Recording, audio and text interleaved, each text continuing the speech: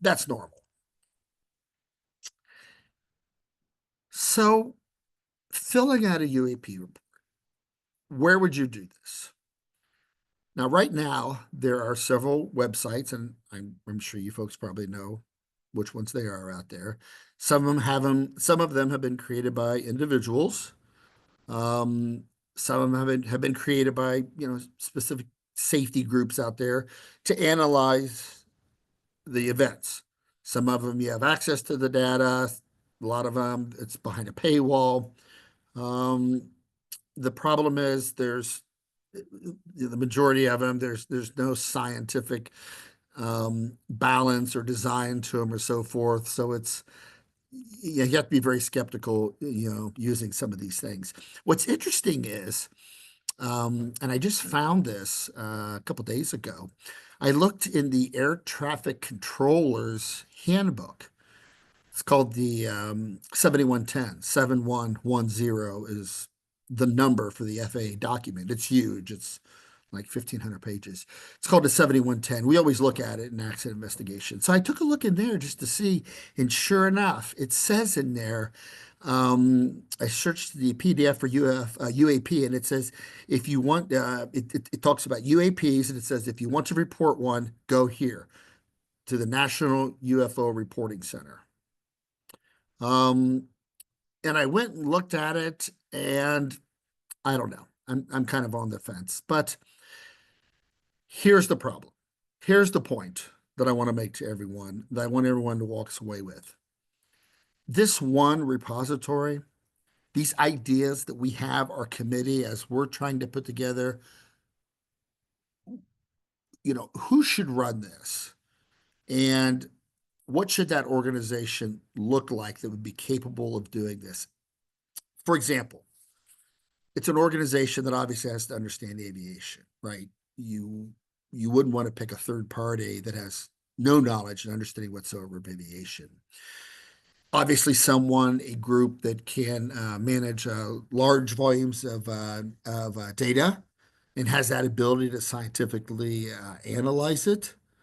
It'd be great if they were already financially supported by the government, and they're willing to share that information via the internet for free. I mean, that would be the dream way to do it, right? Well, to make something like that work, right? Especially with something like this that has a stigma associated with it, and it's still a pretty hefty stigma. To make a program, a self-reporting program, like the one we have in aviation called an ASAP program. That's the crown jewel, an ASAP program. There's a couple other smaller ones, but ASAP is the one.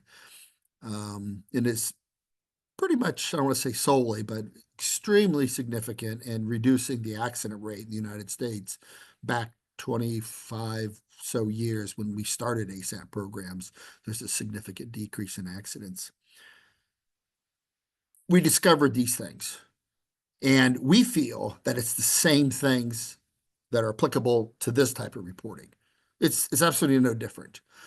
And I used to work on an ASAP committee. So I read the reports, and I helped run an ASAP committee for my airline.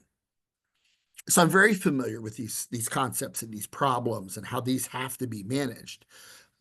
Because not only did I help run the program, and these are things I had to deal with to make sure that these were fine or our program wouldn't operate properly, but I also read with the team, all of the reports that came through that pilots were submitting. Trust is the number one. And that fits in perfectly with UAPs because of the stigma. You have to have that trust that your information's protected. If the person selects anonymous, that it truly is anonymous, and that there's not going to be any ridicule. No one's going to, call them and tease them or anything. You have to have the trust, because once you blow the trust, your program will fall apart. And that's happened to airlines before, where ASAP program, somehow it leaked out about someone's event they reported, and nothing spreads like wildfire through a pilot group, like trust being broken for a reporting program. It doesn't take long for it to get through a 5,000 pilot rank, and everyone stops reporting then. You have to have independence. This is something we see with companies, but it's something that still applies here in ease of reporting, right? Nobody wants to sit down and fill out a 20-page document after you've been out flying on a 5-day trip and you just want to go home. So it needs to be something that's online, gathers valuable data that we all need, like you guys need and we need and other folks need that want to search this database, but it has to be manageable and reasonable that a person would not get started and just finally say, I'm not filling the rest of this out. Or would just say, I filled one of those out before and it was so difficult to use and it was such a pain, I'm not doing anymore. That has messed up a lot of safety reporting programs. Something saying that acknowledging, thank you for the report. That's very important. We learned that the hard way in ASAP programs in the beginning, and something to motivate them. We need to promote the program throughout the groups that you're trying to get to use them, and be willing to take some feedback for those groups. Here's the great news. We already have it. It's the NASA ASRS system, Aviation Safety Reporting Program, or system, I'm sorry. Everything that I listed on the other side, this already exists. It's a joint program. I'm not sure if anyone here is familiar how aviation centric any of you are per se, but just very quickly, it's a joint project between the FAA and NASA. It was created by the time it was done. It was after an accident in 74. So it was somewhere before 80. And it was a 727 actually that left Columbus, here where I am, where I live, going to Dulles and struck the top of a mountain, shooting the VOR approach for runway 12. And well, it says there 1976 is when it started. And what happened was United Airlines came forward and said, we almost did the same thing 3 weeks ago, but our crews figured it out the last second and pulled up and missed it. And that's when the FAA came forward and said, it would have been nice if we could have shared that data, or if United could have shared that data with everyone that flies, to say, hey, this is kind of tricky. This approach is a little bit tricky. You need to watch out for this. So that's why they created this. And it has all these features that we've just been talking about that I won't go through again. And you're protected.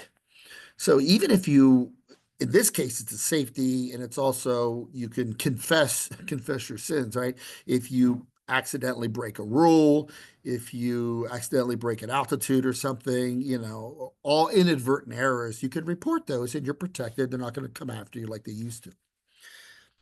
So there, I couldn't get my slide to go.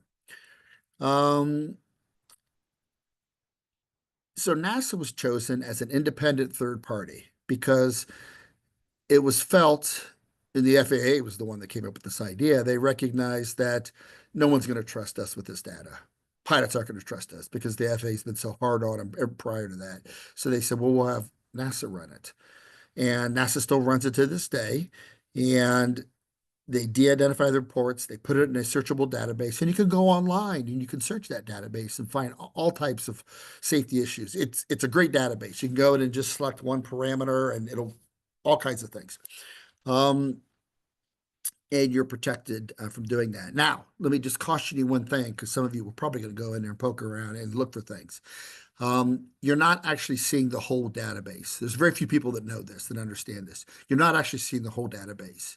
You're seeing right now, last time I talked to them last month, you're seeing about 8% of the database. And I won't go into all the reasons why that is. But if you're ever doing research and you need access to the full database, if you contact them, they will do a search for you for whatever parameters you set up. So just keep that in mind should you go in there and start poking around for like drones and so forth, which they do track. And that's the problem. When they do get a few UAP reports right now, and they do get some. If you word search UAPs, you'll find some in there. There's not many. they classify them and their system as drones because they don't have any way of determining, was it a drone? Was it really a UAP? And they're not set up to deal with UAPs right now. So they just make everything a drone.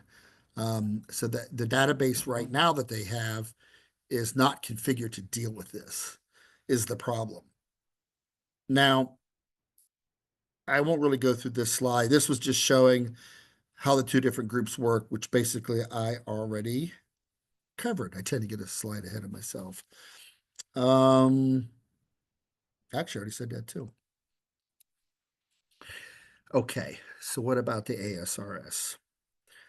Well, we've talked to them. I know the director and Becky Huey, and I've talked to Becky several times, and they are very interested in tracking UAPs.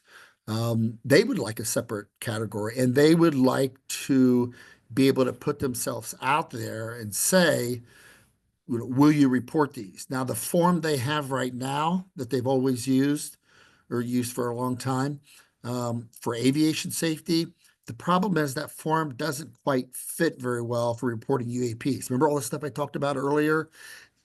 It needs different boxes and stuff, and some other boxes removed. So the form would have to be altered. So that's going to take some work. And then they would need to promote it. And here's the biggest problem that Becky and I have talked about, and she's explained to me, is money.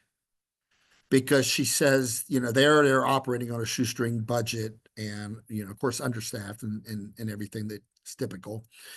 And if she does all that and gets absolutely flooded with UAP reports, they have no staff to deal with all this in the database to manage this huge flow of data. So it's been explained to me and she's been trying to get some money allocated from the government to start capturing UAP data. There's not a way to do it right now to alter the form with our help. And we've been talking to her about, hey, we're ready to help you. We're ready to help change the form for like a UAP only reporting form. And that's the problem. Is she goes, I need some more people. I need some money to be able to deal with in case we get hit with lots of them because we're going to promote it. We're going to promote it all the airlines throughout the military. And, so then that information's in there. Now we all have access to a certain a degree, like I said, around 8-9%, and we can get access to more.